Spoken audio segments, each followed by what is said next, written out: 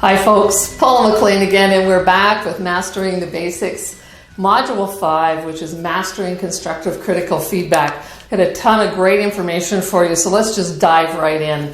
Let me start off by saying that feedback is one of the most powerful tools in the toolbox of managers and supervisors. It's also one of the things that we struggle most with learning how to do and being confident and willing to do it. So in today's module, I really want you to understand that this is a normal, steep learning curve for almost every supervisor and manager that I know. And I know for me personally, as a young supervisor, it was one of the things that I was challenged most by. So that's completely normal, but I'm going to make that a whole lot better for you by giving you some steps and processes that you can take that will make it a whole lot easier, and you'll be a whole lot more confident in it. And I will say this, you have to practice it. This is not something that you can continue to kind of dance around or duck or talk yourself out of. If you don't practice giving constructive critical feedback, you'll never be good at it, and you'll also never feel confident doing it. That's the nature of this particular skill set that we're going to be acquiring in this module. Now, most, but not all, performance kinds of issues that we're faced with as supervisors and managers are preventable. So what we're really talking about is when we think about modules 1 to 4 and all of the things that you have learned so far in the Mastering the Basics course, just think back and think about comprehensive orientations for everybody. Think about matching the leadership style, whether that's coaching or delegating or challenging and facilitating, matching the leadership style with the person and the task and the situation that they're in. Think about all the things we've talked about around coaching that help a person who is new to a task or has to refine their performance around a task to be, successful at learning how to do something because we are doing good coaching. And then we talked also about involvement and participating and putting input into changes and decisions and, planning and how important that is to employee satisfaction. And, unmotivated employees, disengaged employees often tend to have performance issues. So we're talking about all the things in all the modules are actually preventative strategies that help you not ever have to manage a performance issue.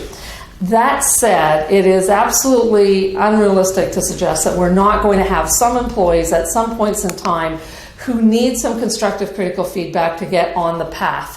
Now, one of the things that's most important for us to understand is that because we're uncomfortable with it, we are reluctant to do it. But it's absolutely important that you understand if you're in a supervisory role or a management role, or maybe you're watching this as an emerging leader, maybe you're one of the people that might be interested in supervising or being a team leader or coordinator in the future. It's really important that you understand it is your job to do constructive critical feedback. Put it in the same category as I have to do the schedules, I have to meet with employees, I have to, plan out programs, I have to, all those things that you do. This is a have to. This is an absolutely critical part of the skills that every single supervisor and manager has to acquire. And you may not like to do it. You may make you feel worried, it may feel anxious, you may feel in the pit of your stomach that you're not feeling very good. And the key is to learn it and then to practice it, and in time you'll do it with skill and grace. And it's not something that comes easy to many of us, and that's okay. So this is one of those kind of step-up moments. Learn it. It's part of your job. It's a requirement of all of us that we master this. And you can do lots of prevention, but sooner or later you're going to have to step up and be able to give feedback. Now, what do we mean by constructive critical feedback or constructive criticism? And I'm going to just read from your handout a quote that I found, a definition that I found that is really absolutely perfect for what we understand constructive critical feedback to be in not-for-profit and in human services kinds of organizations. Constructive criticism is the process of offering valid and well-reasoned opinions about the work of others, given in a calm, professional, and non-confrontational manner. So for me, this kind of captures the essence of it. It's an opinion given by a supervisor or manager. It has to be valid. It's not just off the cuff because you're having a bad day. It has to be well-reasoned, meaning the person is not meeting an expectation or a standard for performance that's been set by the organization or is clear in their job description. And it's given in a calm, professional, and non-confrontational way. So it's not just the issue that is important that we give feedback about, but the delivery, the package that we wrap the feedback in. Now, constructive means to be useful, purposeful, intending to build up. Think of the word construction. So the purpose of all constructive critical feedback is to improve performance of the person receiving the feedback. So there's nothing negative about this, and often people will slip into even saying, well, I have to give you negative feedback. No, constructive meaning to build up, and it's also critical. It's an opinion that says this performance isn't up to standard, or you're not doing the job in the way that we expect you to do it. So constructive criticism is always about being positively intended to build the person's performance over time. And this kind of criticism then is really, really important for raising standards. It helps clarify what the standards are and ensuring that people have the skills and the ability to be able to meet those standards. And we are going to talk about two different types of performance issues that you're going to inevitably find in the work that you do as a supervisor or a manager in your nonprofit. Now, when a supervisor or a manager provides someone with constructive criticism, then what's their intention? The first one is to draw the employee's attention to an area for improvement. And that could be a quality improvement, or it could be that the person's not doing a task or activity at all. And we're going to clarify that we have this expectation for them. So that's the second point, is that we clarify that if they didn't know it before, here's the expectation, or here's the standard to which you are expected to perform your job. What we're also doing is attempting to prevent future mistakes. So we're drawing a line in the sand and we're saying, I'm giving this feedback, I'm clarifying it, I'm sharing with you what the standards and expectations are, and I expect you in the future, obviously, to perform better. So it's a way of not having to do this over and over and over again. And if we have to do it over and over again, in the next module, I'll talk to you about the roller coaster and how we get off that roller coaster of giving feedback and the person improves and then they don't improve. And it's kind of a frustrating situation to be in, but we can fix that one too. And then finally, we have a purpose that is to teach the person to do the job better. And we'll see in the two types of different performance issues that in some cases we're simply clarifying expectations and raising the bar. And in other cases where the person does not have the skills to do what is expected of them, we're actually teaching them and guiding through the process. I love this little quote at the end of the slide number 5, and it says that it's important to tell people what you stand for, and it's equally as important to tell them what you won't stand for. So that's this kind of moment in time when we work with an employee and say, you know, I absolutely want you to meet these expectations because it's your job to do so. Now let me give you a few key points around feedback, and we're going to get to the nitty-gritty of actually how to deliver it and how to prepare to deliver it and all those parts. But very important that we understand there's some parameters that we need to put around the whole area of feedback.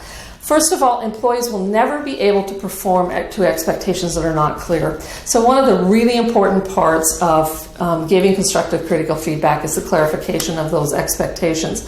And secondly, just like you, no employee does mind read. So when we give feedback and we clarify the standard or the expectation for the employee doing their job properly, we are removing the need for any kind of mind read. I worked with a really difficult employee several years ago, and I supervised her. I didn't hire her. I inherited her as a member of a team that I came into. And I supervised her fairly, I would say I was hands-on with her. She was a registered social worker, but she tended to be fairly fragmented in how she approached her work, kind of disorganized, sometimes really spontaneous. She was fun, she was upbeat, she contributed a lot to the team and to the people that we served. But it was almost like I was always following her around, trying to keep her in the box of doing her job rather than chasing new shiny objects all over the place. And so I was fairly hands-on with her and fairly directive, I would say, because that was my perception of what she actually needed. A few years later, 4 or 5 years later, I left my position with that organization.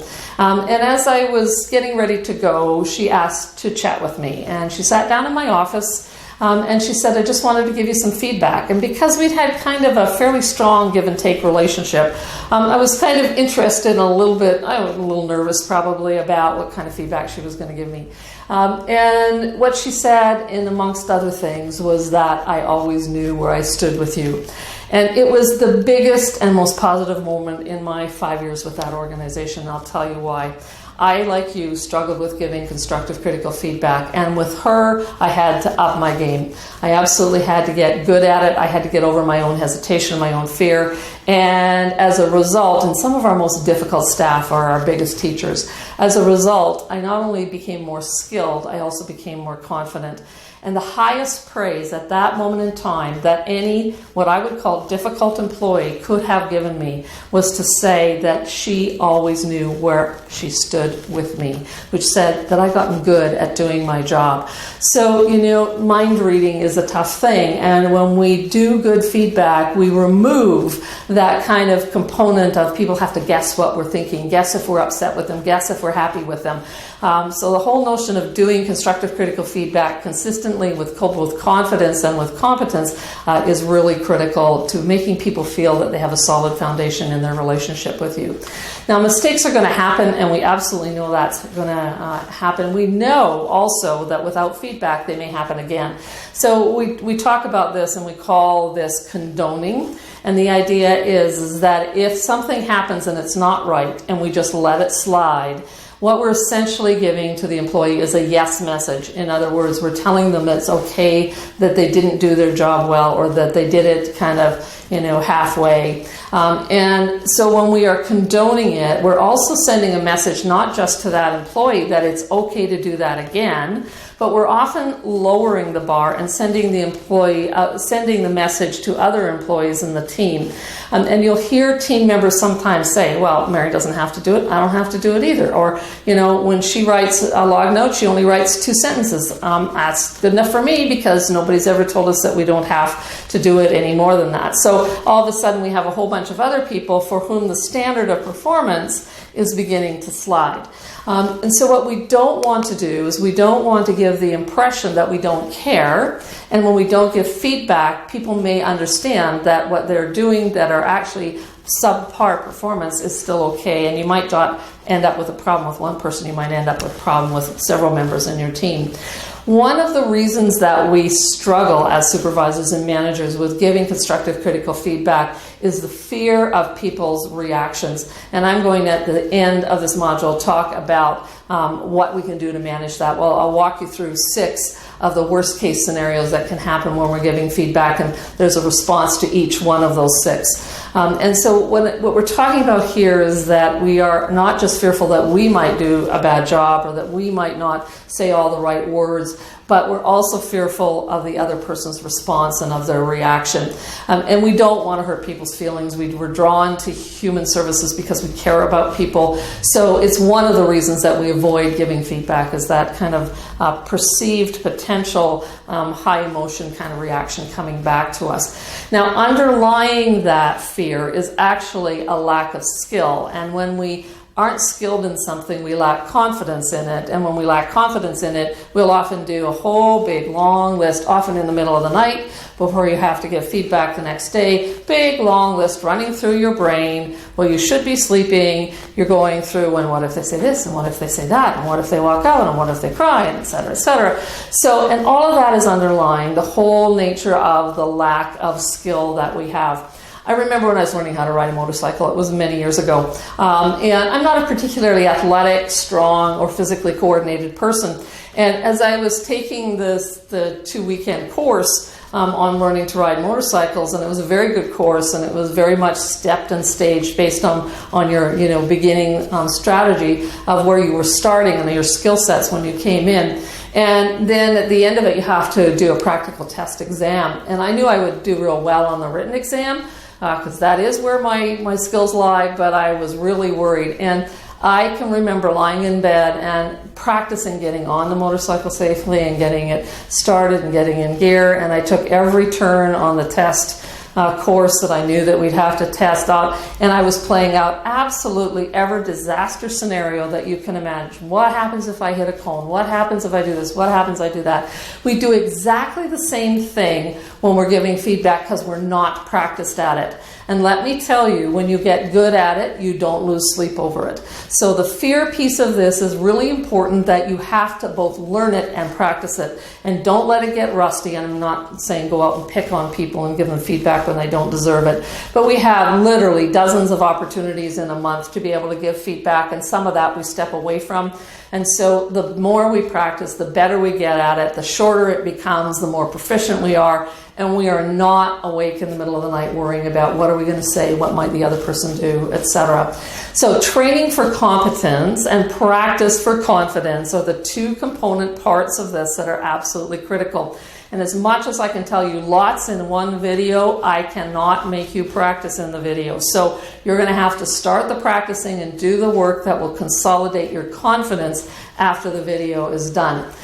Now, when employees are in environments where there is a shortage of constructive critical feedback, they may overreact to it when they hear it the first time or two. And the reason is it's a big surprise, right? It's a change in the way their supervisor is working with them. So I'm going to recommend to you now, and you're going to practice this in a few minutes, but I'm going to recommend to you now that you make sure when you start giving feedback more often that you communicate to your team that you are participating in a course, that you're learning new skills, and that with those new skills you're going to be changing your behavior with them, and one of those things is they can expect more feedback from you. You can also tell them they should expect more positive feedback, because we've already talked about that, but the constructive critical feedback will happen more often, and you will be having more interactions with them that will be of a learning nature. And so it's really important that they not be kind of shocked about that. And of course, they'll get used to it just like you will. So the better you get at it and the more experiences they have, where you sit down with them and say,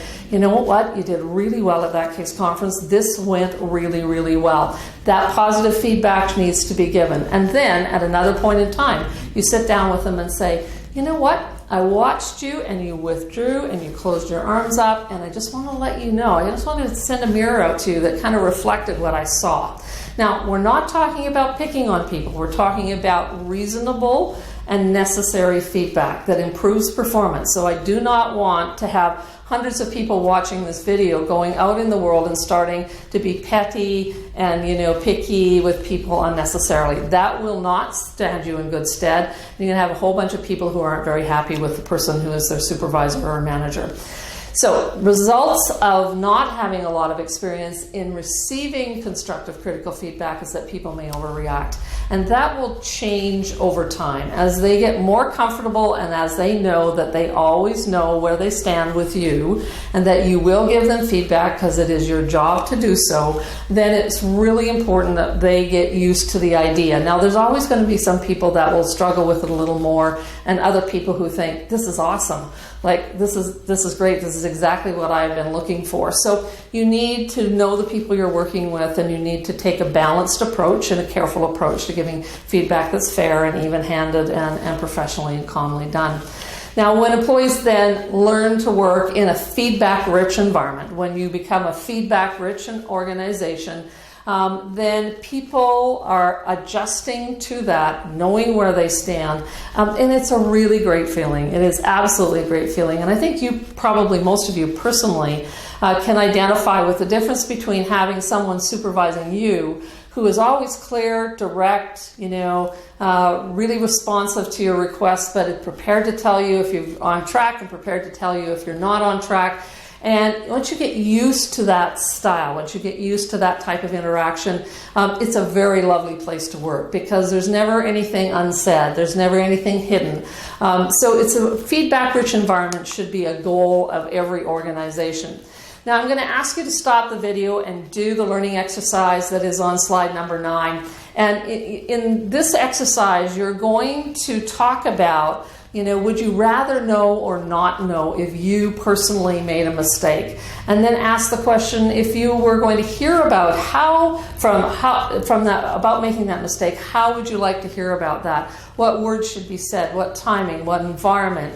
What kinds of things would you expect? And then I want you to think a little bit about the feedback that you need and whether or not you think that your need for feedback is typical of other people who you work with. And I think most of you will find that in all probability, the feedback that all of us need is probably the feedback that other people would say as well that they need. So do the exercise now, and I will be here when you get back.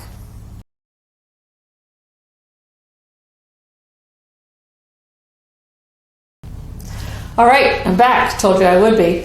We're going to talk about the two types of performance issues, type 1 and type 2. Sounds pretty easy. Type 1 performance issues are issues that are related to the employee not being able to do the job, either to the standard or not being able to do a task at all because they don't know how. And adding to that, lack of skill being the type 1 issue, competence issue, if you will. Sometimes we also have people that can't do tasks because they have a disability of some sort.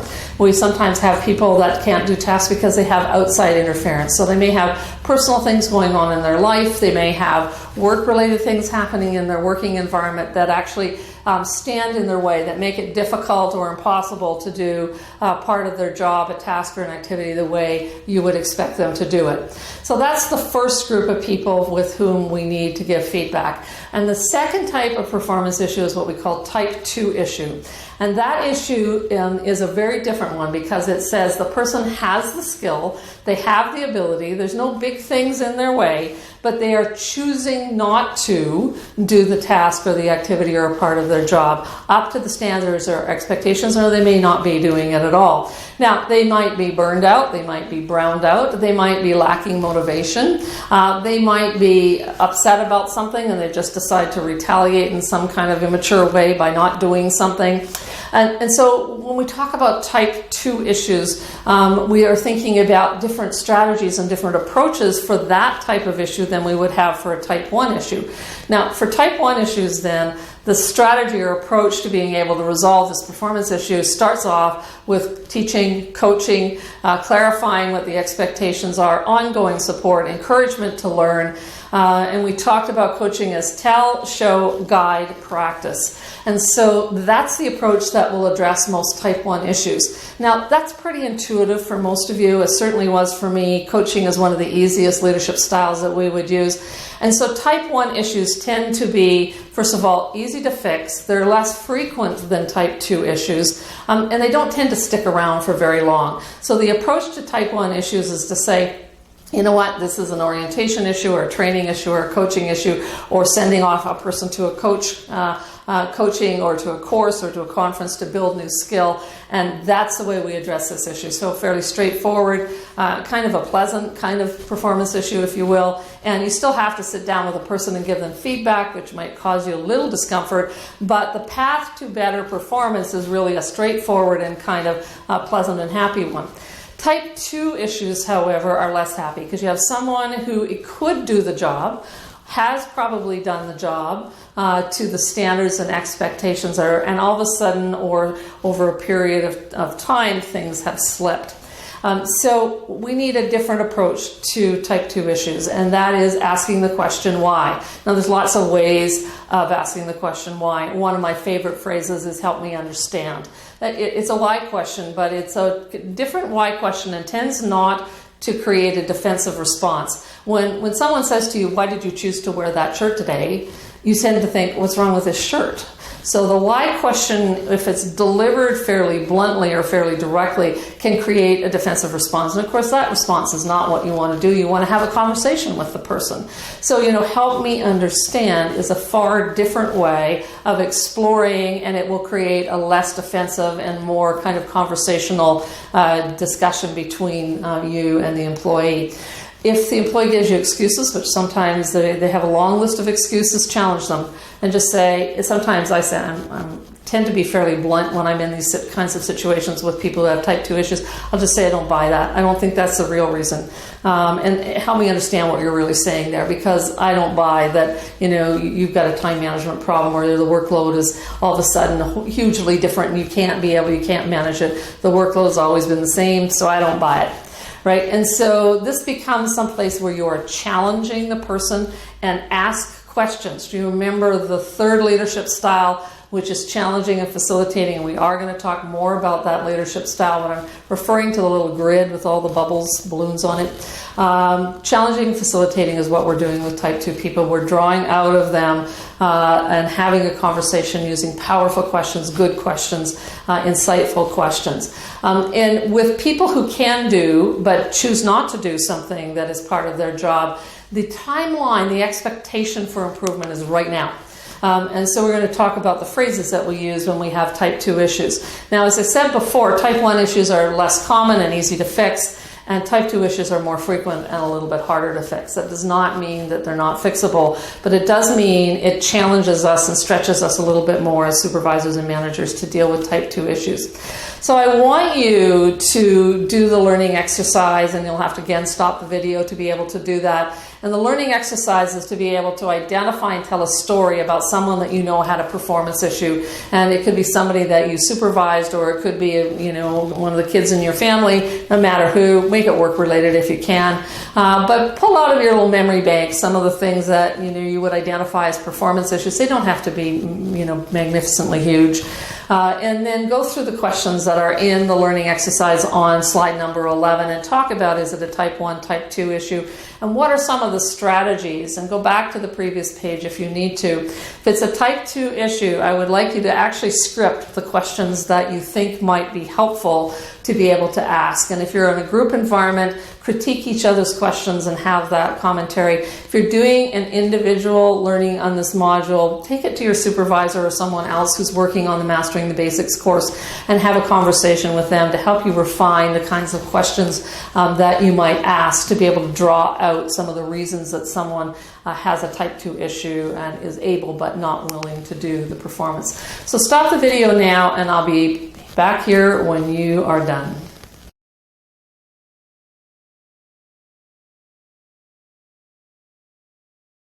All right, I want to give you 5 rules for giving critical feedback, and these are the musts. These are the things that you have to get right. First of all, you have to deal with one issue at a time. No gunny sacking, no putting things in a bucket and saying, oh, it's a little thing, it's just a little thing, a little thing, a little thing, and then all of a sudden the gunny sack gets really heavy, you have a bad day, you're a little frustrated, and out comes the gunny sack and you shake it all out. It is ugly, and it is not going to lead to the outcome, which is performance improvement that you want. So it's likely to create a big emotional reaction, and what you've been doing is avoiding doing your job, and that is not a strategy. So constructive critical feedback, one issue at a time. It is not something that you gather up a bunch of stuff until the day comes when you can't take it anymore and you put it all on the table. Second thing that you have to do is you have to make the feedback about behavior and performance. You cannot make it about attitude and any of those kinds of trigger words that you might think about that are going to cause you trouble down the road. So identify powerful examples of something that happened that shouldn't have happened or wasn't done to the standard or expectation, and stick to the facts. Give observations, give real life examples, and say, when you did this at the team meeting, what I saw was this, what I interpreted it was this, and give real life examples that are, and you can have one or more examples, but they should be on the same issue. And give that in a way that says, I have a problem with the behavior, not a problem with you. Very important that we understand that this is, and our phrase earlier about tact, tone, and timing, T to the power of 3.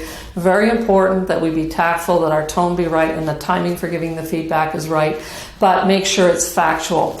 We want to watch out for trigger words, and I touched on this a second ago. Get out of your vocabulary words like bad attitude, or it's your personality, or these are things that are bad, and you can build out a long list of trigger words, and they're called trigger words because they tend to create a reflexive trigger back. We call it reflexive fighting. right? So the person has been kind of shot at with this trigger word, and what they do is rather than talk about the issue and performance improvement, you end up in an argument or a back and forthing that is about emotion rather than about the issue at hand. So watch out for trigger words, and I'm going to suggest to you in a minute that you do some practice and listen to the words that you're choosing, because sometimes those trigger words are kind of natural to our language and they creep into what we're saying. We need to practice better around that and make sure that we take those trigger words out, because otherwise we're going to get an emotional response rather than the response we want, which is the employee to understand they need to improve their performance. We need to make feedback timely. As soon as you're aware of an issue has happened, if you've personally witnessed it, should be dealt with very, very quickly. Often that can be immediately after something has happened. And if you've gotten information secondhand or third hand, you need to make sure you check out the facts. And once you've kind of been reassured that you have accurate information about something that happened or didn't happen, that should have happened, then you need to bring that forward to an employee. So attached to the word, the gunny sacking idea or the stuffing stuff in a bucket and carrying it around with you is the idea that timeliness of this, a day or two is way sufficient to do some checking out if you need to check for accuracy. And if it's not accurate, you let it go. And if it's partially accurate and you decide not to give the feedback right now, if it's an ongoing performance issue, you'll get another opportunity, and then you can step up and do the feedback on the second go round. And then the fifth one on the list is that feedback meetings have to be face-to-face. And sometimes you have itinerant staff who are doing outreach, staff who are at different locations. Unless that location is hours away from you by car, it's really important that you make the effort to make this a face-to-face. That means either the employee coming to you or you going to the employee. Occasionally you can do this by video conference, Skype, Google Hangouts, etc. if you want. But my preference is to do this face-to-face and it's a short interaction. And you may spend 45 minutes to be able to talk to someone for 10 minutes, and that feels like a really long drive. But the reality is this is an opportunity to build relationship. It's an opportunity to build up performance. And frankly, if you spend time driving to be able to do it well, it's worth the price and the time that you have done that. So you never give feedback by voicemail. You never give feedback by email. I almost never have given feedback by telephone. Telephone might be a second alternative to video conference, but still, face-to-face is absolutely the best way to go with this. Now let me talk then about getting ready. And the first thing is we want to make sure we choose an environment that maintains confidentiality. That means that you want walls that go from ceiling to floor, no cubicles, kiosks, or other little things, and a door that you can close. Even though this is a really brief meeting, no one should have any privilege of hearing this except you and the employee that you're meeting with. I have supervised many outreach staff over the years, and I have given feedback in our vehicle after we have gotten out of a family home or out of a client interaction. And so that's certainly a private place. It's quiet, nobody else is going to hear it, and so giving some feedback in that kind of environment can be perfectly fine if you're on a joint visit with an employee. And you're only going to be meeting with them for 5 minutes to 10 minutes at the very most. So you're any longer than that, by the way, you're arguing or just chatting, and you've lost the focus on being businesslike and professional and talking about the facts.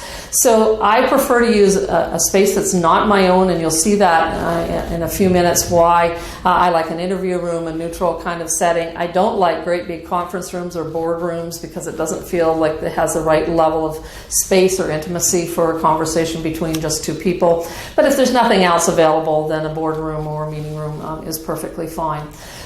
Choose a time of day that's convenient for the employee, and make sure that it's at a time when they're not going to disrupt the rest of their day if they're a little bit upset or if this is kind of a surprise. It's better to do that at the end of their day. This is not a disciplinary process. This is not something that has heavy documentation. It is just feedback.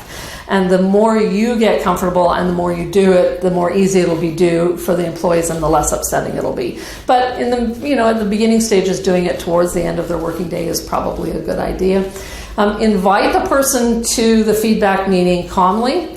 Give them a little notice, but not too much notice, because again, if they're not used to giving feedback, it might worry them, and you don't want to wreck their whole day just for a short feedback meeting. So important that when you're in interaction with them, that they understand that this will be short. And so you see a little scripted thing here. Liz, I need to meet with you briefly later today and give you some feedback with 3 o'clock. Be okay for about 10 minutes, and then let's meet in the interview room or whatever room is there. And you make sure that you do that invitation outside of earshot of other people.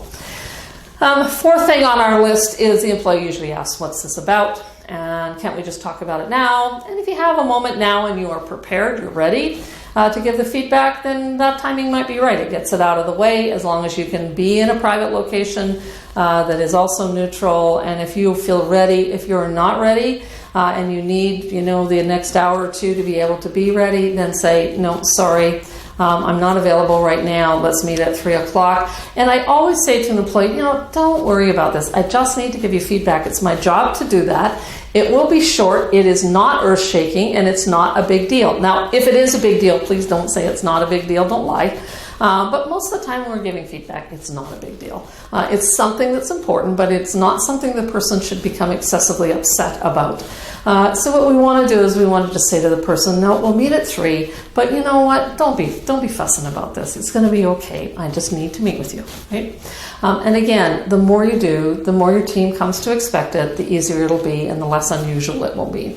Now, if you are feeling like you're not exactly sure of what you want to say, I'm going to give you 2 suggestions. First is that you practice in front of a mirror and watch yourself speak right into that mirror. And you may also decide to do some recording of what you say on your smartphone. You can also practice with a supervisor or a trusted coworker. And what I want you to do if you're doing a recording is I want you to, if you're watching your facial expressions, watch the fact that you might be furrowing your brow, or your shoulders might be all crunched up, or your hand movements might be really tight and not very relaxed. So figure out how to do this with grace and skill. And having some feedback in the forms of an audio recording or a visual representation of what you're doing is really helpful. And having someone to practice with who plays the role of the employee, and don't ask them not to overplay the role. Don't make them the employee from where. Make it a normal kind of interaction that you would expect from that employee. And never practice with someone who you supervise directly or someone who is a coworker of the employee who you're giving feedback to. Now, let's shift to giving the actual feedback. So now we're in the feedback interview. The person is there. It's 3 o'clock. You've asked for 5 to 10 minutes of your time. And what I like to do is absolutely no chit-chat. Just get right to the meat and potatoes of the whole thing. You're a little anxious. They're probably more anxious than you are. And why waste time saying, well, what do you guys do on the weekend? And, what's your plan for your summer holiday? Right? That's just delaying the inevitable. Your avoidance and the other person's avoidance might want you to go there. But just dive right in and say, thank you for meeting with me. Let me get just straight to the point. As I said, I need to give you some feedback, and then give it. Right? It's just way better practice. It's way easier. The employee knows that you're comfortable in your own skin doing this.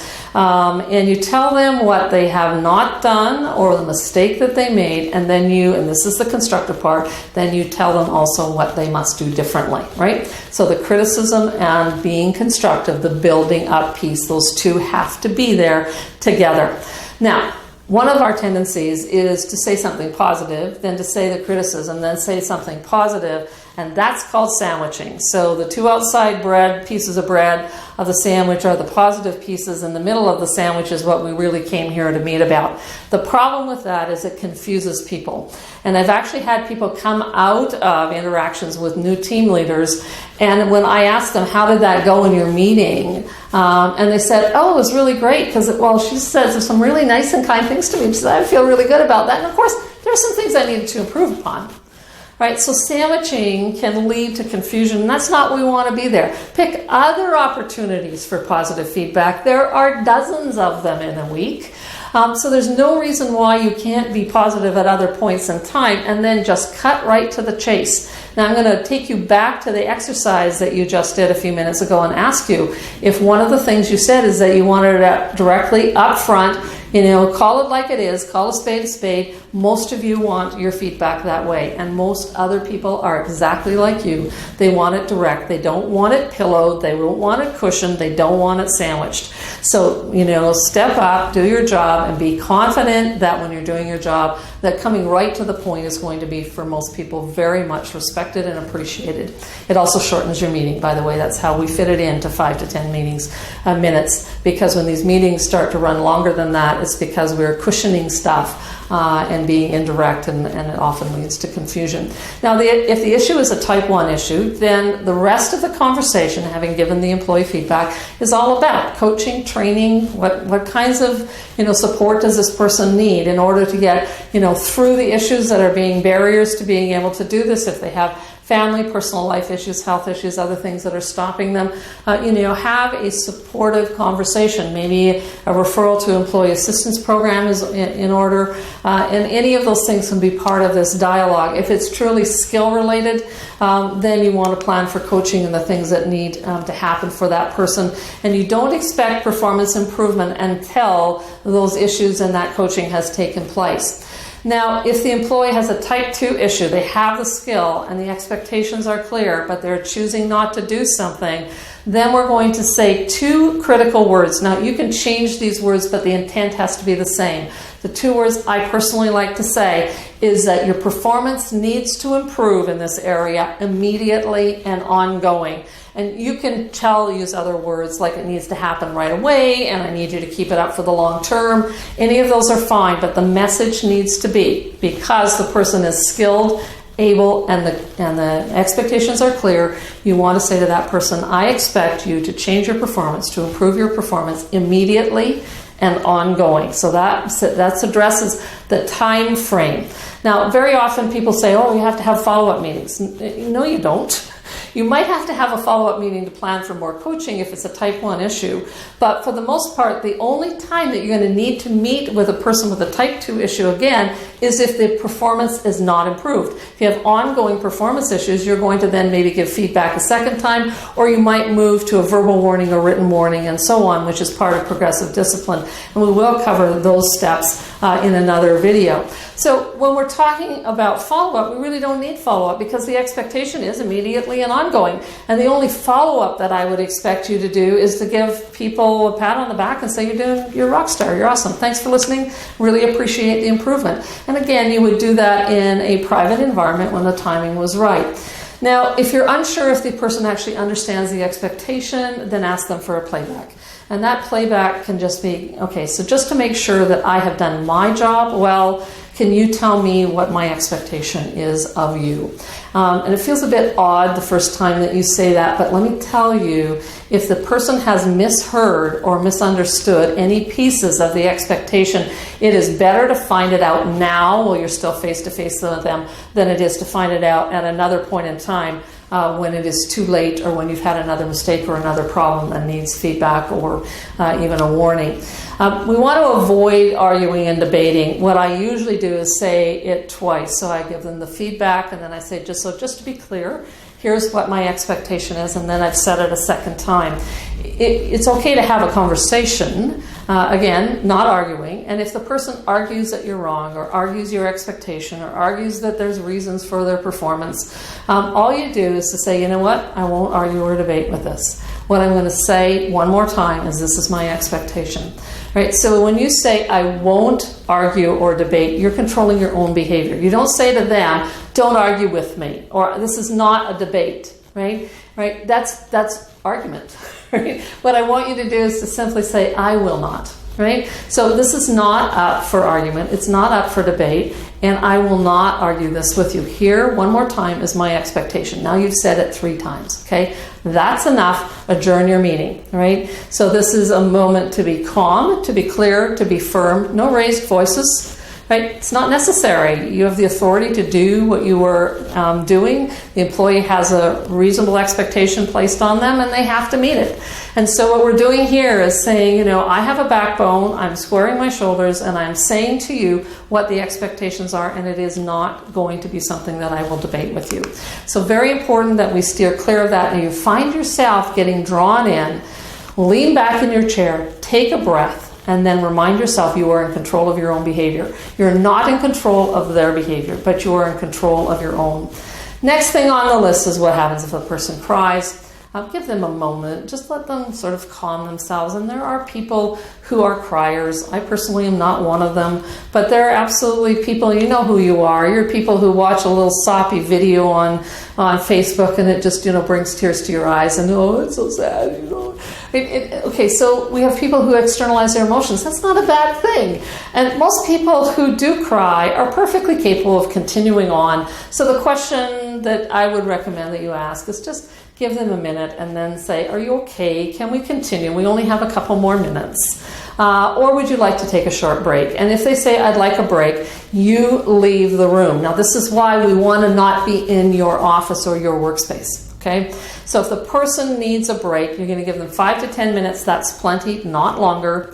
This is not World War III. It is just feedback. And so you're going to say, I'm going to leave you for 5 minutes. I'll check on you at 5 minutes. And if you need a few more minutes, that will be fine. But 5 to 10 minutes is usually sufficient. And then let them collect themselves. And they're in a safe space. They're in an office with a door that is closed or an interview room. And you can safely leave, grab a coffee, take a breath of fresh air, calm yourself and collect yourself a little bit, and then come back and finish the feedback. Now, I've had one circumstance where the employee actually left the interview at that point in time and did not return. So I just came back to her. I waited a day. I came back to her and I said, we weren't done. And so I need to sit down with you for a few more minutes and finish this. And she said, yeah, I know. I was just so upset. And I said, okay, we still need to finish. And that was fine. So we sat down, we finished. And her performance improved. So it wasn't a big issue, but she chose to leave. Don't get mad about that. Just realize that a person in a moment made a wrong decision. Bring them back and finish your job.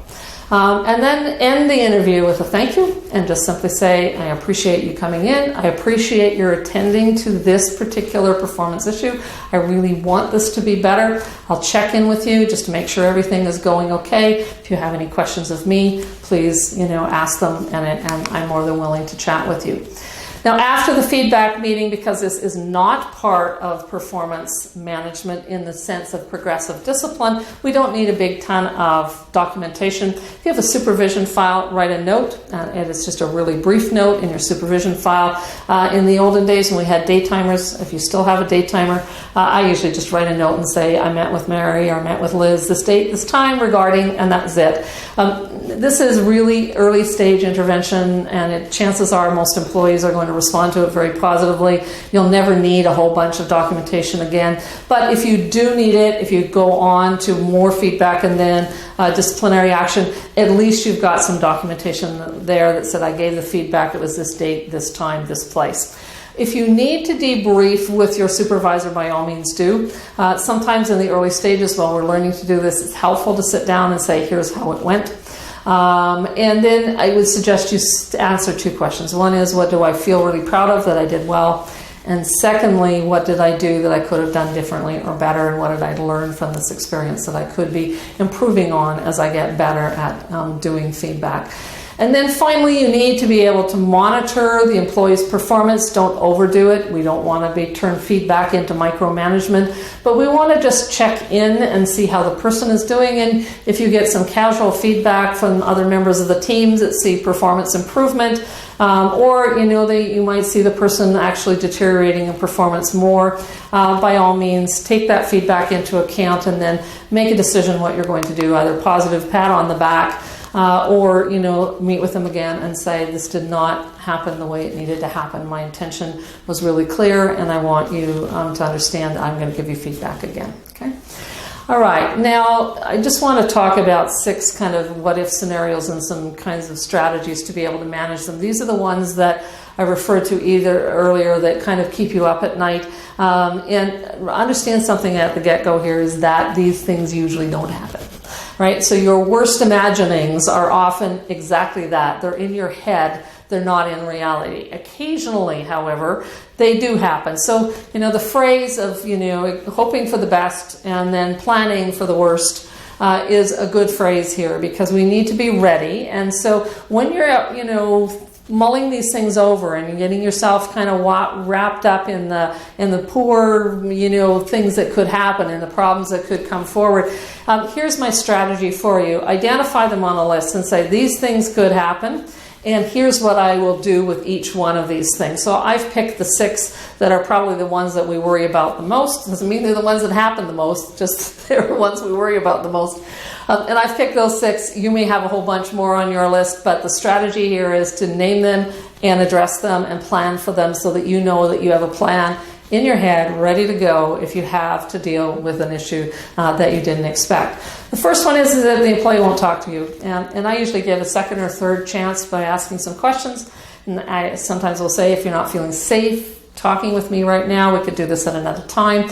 I will often say, what would make you feel safer? And if the employee just shuts down, you just adjourn the meeting and you say, you know what, my expectation is clear. I expect your performance to improve, immediate, ongoing. And then you say, if you're not prepared to have a conversation with me, I'll adjourn the meeting now. If you'd like to come back at any other point in time, I'm more than willing to have a conversation with you. So that one's relatively straightforward. The next one is the employee leaves abruptly before you're done, either at a break point or just stands up and says, I'm not taking this, and they walk out, or they're upset and they walk out and say nothing. And what you're going to do is just to approach them later and give us some cooling down time, an hour or two. If it's at the end of a work day, then the next morning would be fine. And just say, Liz, we weren't finished. And so I need to set another time with you. I'd appreciate doing it today. If your time doesn't allow, do it as soon as you possibly can, and we will finish up. And so we go to another point in time where we finish the job, and chances are people do not want to do this over and over again. So they'll finish this, and again, make it short. This is not a big issue. It is just feedback. Third one that can happen is the employee asks you to reveal the source of the information that got them in trouble. And this one's really simple. You just simply say, that is not something that I will share with you. And I usually leave it at that. I don't even clarify. That is not something I will share with you. Now, if the employee says, well, it was Mary, it was Sue, it was whoever, right? They told you, right? You better be sure that you have accurate information. I talked about that earlier. You want to make sure that you have gathered information that verifies that what you have is accurate if it's has come second or third hand to you. So if the person says it was Chris who told you, wasn't it? Just say, I will not share that with you. And you just move on. Make the performance expectation clear, and that is the end of that conversation. Now, there's been a couple of circumstances where I've actually said to an employee, if you guess about who you think has told me something and you play that out with them in any negative way, I will be back in here with you and we will be having a much more serious conversation, right? And that is about saying, I'm going to warn you now that if you play this out in a negative way in any member of the team and that gets back to me, it's going to be a more serious conversation, which usually means there's going to be actual formal discipline. There's probably going to be a verbal warning. So that puts the person on notice if you feel it's necessary. Don't do it unless you really feel it's necessary. If you think, I know they know who told me, there was only one other person there, and they're going to come and make that person's life hell, then you're going to warn them right now and just say, if you play this out in a negative way with any of your coworkers, this will be a real serious conversation that you're having with me. Okay? All right, next one on the list is employee brings forward additional information or facts that you weren't aware of, and it gives you pause. Best strategy is to say, that's information I did not have. I need to check it out.